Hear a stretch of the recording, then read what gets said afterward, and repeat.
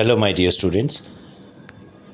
This is a special details regarding for those students who are preparing for National Defense Academy examinations and Public Service Commission, whether it may be UPSC or state PSCs. There's a general question which is asked from the concerned officers while in counseling is what is CAPF? CAPF means Central Armed Police Forces. This Central Armed Police Forces are the group of armed police forces, an organization in India which fall under the Ministry of Home Affairs. Now it's been divided into three separate groups. We have heard many times that Army is taking care of the borders. It is a wrong perception. Army doesn't take care of the borders. Army only counters or is used while in the case of wars, because Army has tactical weapons. It has heavy armored weapons. Army doesn't negotiate. Whenever you order an army to attack or to defend a particular position of your country from any of the other country or the rival country, then in the case of war, they don't negotiate. Then normally the borders are guarded by different personals, and these come under Central Armed Police Forces. This is a very strange fact. Many people actually just believe that Army actually guards it, but Army doesn't come into force until and unless it is a situation of war. So the first thing is border guarding forces. These are divided into four separate classes and separate groups as per the geography of India. Assam Rifles, Border Security Force, that is BSF, Indo-Tibetan Border Police, that is ITBP, and Shahastra Seema Bal, that is SSB. Now the special task forces which are used in countering the terrorist attacks in you might have remembered the Mumbai terrorist attacks which was held in that Hotel Taj. It's one of the most biggest and most beautiful spot in Mumbai. So it was being handled by NSG commandos. Those were National Security Guards. Forces for internal securities like airports, big public sectors, big factories, government industries. So these are guarded by Central Reserve Police Force, that is CRPF, and Central Industrial Security Forces, that is CISF.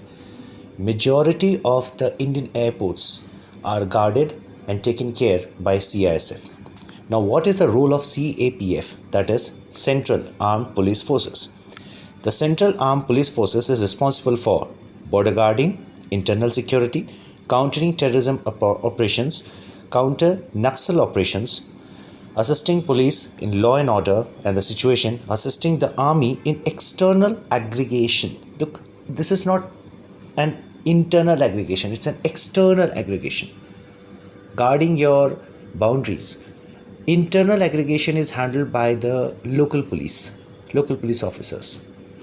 So every police force, I am not sure about other countries, but for my country, that is in India, there are various departments. These departments are taken care by IPS and IS officers. What is the organization of CAPF? Now, let's understand about Assam Rifles. Assam Rifles are Central Police and Personnel Paramilitary organization responsible for the border security, counter-insurgency and law and order in northeast India. Assam Rifles, the borders which are actually shared with China. Assam Rifles guards it. Border Security Forces responsible for guarding India-Pakistan and India-Bangladesh borders. Border security forces are deployed in these two areas.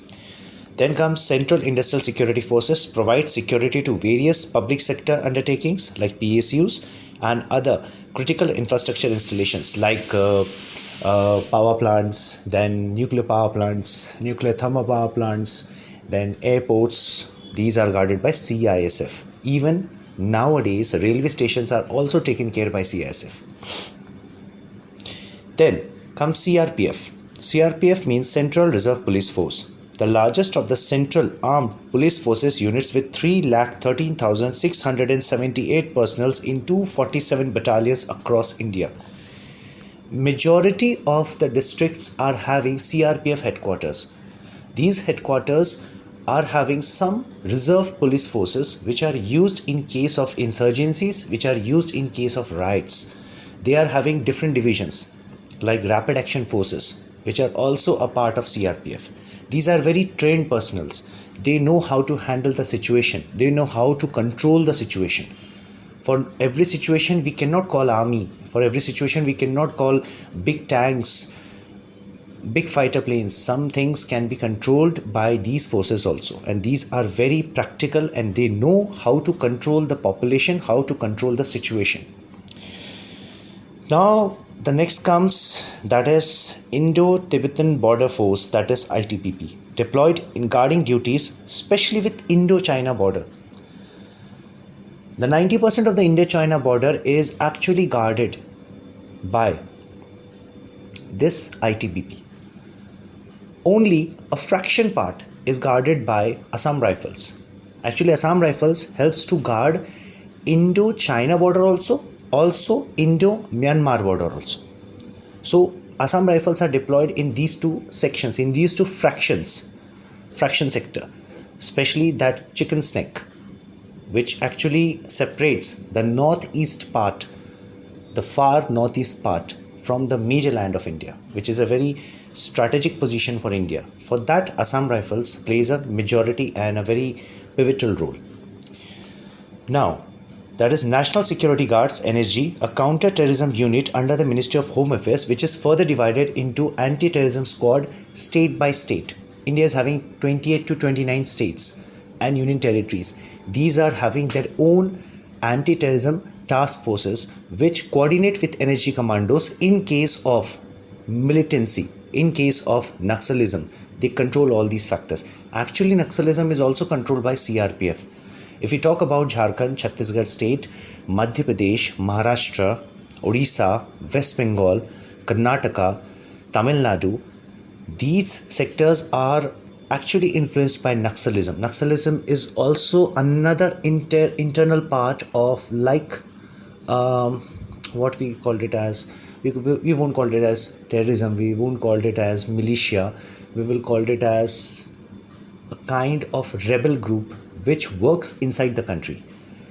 So these sectors are specially controlled by CRPF. So CRPF is the main force which handles all the operations across these states with the help of internal security officers, ATS, and also the police personal staff of that particular area. That means DIGs work all around to find out the section wise separation of Naxal or Naxalism groups in various states. Then comes Sahastra Seema Bal, that is guards of Indo-Nepal and Indo-Bhutan border. Now we have talked about Assam Rifles for Indo-Myanmar and Indo-China. Now we are talking about the Indo-Bhutan and Indo-Nepal border. This is a very separate section of police forces known as SSB, that is Sahastra Seema Bal. So these are the divisions, these are the categories by which actually what we believe, we have a general belief that police only works inside the cities or inside the rural area. That's wrong. Police forces are having these kinds of effective things.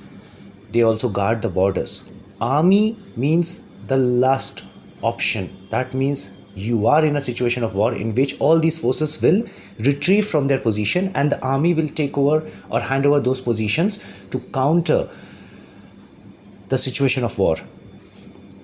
So this is all about for today's session. I hope each of my student and some of the elderly persons who are having this misconception about armed forces, army, rifles, battalions, now they might be having a clarity regarding all these things.